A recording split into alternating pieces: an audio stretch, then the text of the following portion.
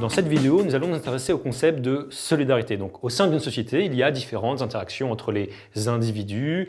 Ces individus sont unis par différents liens sociaux, familiaux, professionnels, etc. Il y a aussi de la solidarité qui peut se définir comme étant le sentiment de responsabilité, de dépendance réciproque au sein d'un groupe d'individus.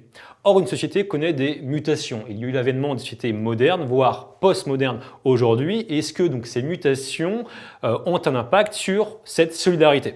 Alors, ce qu'il faut savoir, c'est qu'il y a aujourd'hui le phénomène d'individualisation qui peut se définir comme étant le processus de développement de l'autonomie relative de l'individu en société. Autrement dit, l'action de l'individu dépendrait moins des normes établies par la société. Il aurait davantage de capacité d'action et de marge de manœuvre, plus d'autonomie. Et donc, on peut donner l'exemple du rapport du citoyen à la politique et on pourra dire qu'il s'intéresserait moins à la chose publique. Cela est notamment marqué à travers la pratique politique conventionnelle, le vote. On voit qu'il y a un désengagement politique à travers une abstention grandissante pour la plupart des élections. Il y a aussi une baisse du taux de syndicalisation qui est également faible et également une faible partie de la population est encartée à un parti ou milite au sein d'organisations politiques. Néanmoins, cette mutation ne remet pas pourtant en cause toute forme de solidarité. Aujourd'hui, les études montrent que les solidarités familiales sont extrêmement fortes, sous forme de soutien financier ou de soutien affectif. Donc le concept de solidarité est un peu plus complexe à comprendre. Et à cet égard, Émile Durkheim, le fondateur de la sociologie, a forgé deux types de solidarité propres à chaque type de société. Et donc nous allons nous intéresser aux sociétés traditionnelles et aux sociétés modernes. Alors, au sein des sociétés traditionnelles, il y a de la solidarité dite mécanique. Donc, dans ce type de société, la conscience collective l'emporte sur la conscience individuelle. Les individus ont peu de marge de manœuvre. Émile Durkheim dira que l'individu ne s'appartient pas.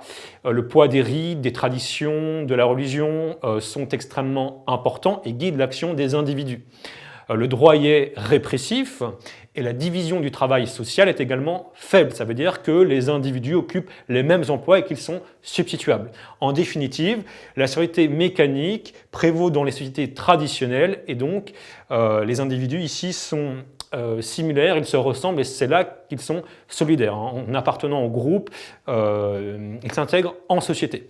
Il y a aussi donc les sociétés modernes comme la nôtre, par exemple en France.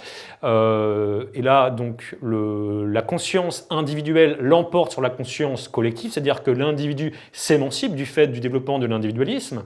Le poids de la religion ou d'autres normes et rites traditionnels sont évidemment moins dominants.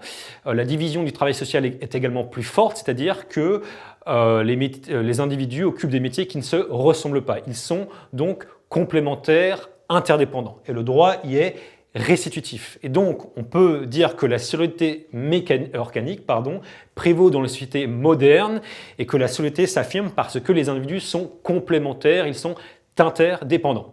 Alors en conclusion, dire que la solidarité est un concept très important en sociologie car elle nous invite à penser les liens sociaux entre les individus. La société connaît des mutations, donc on parle de société traditionnelle à moderne voire post-moderne, mais qu'il ne faut pas pour autant amender le concept de solidarité car il y a toujours de la solidarité. Donc si on compare la société traditionnelle à la société moderne par exemple, on peut plutôt prôner la transformation des solidarités et non pas à sa disparition.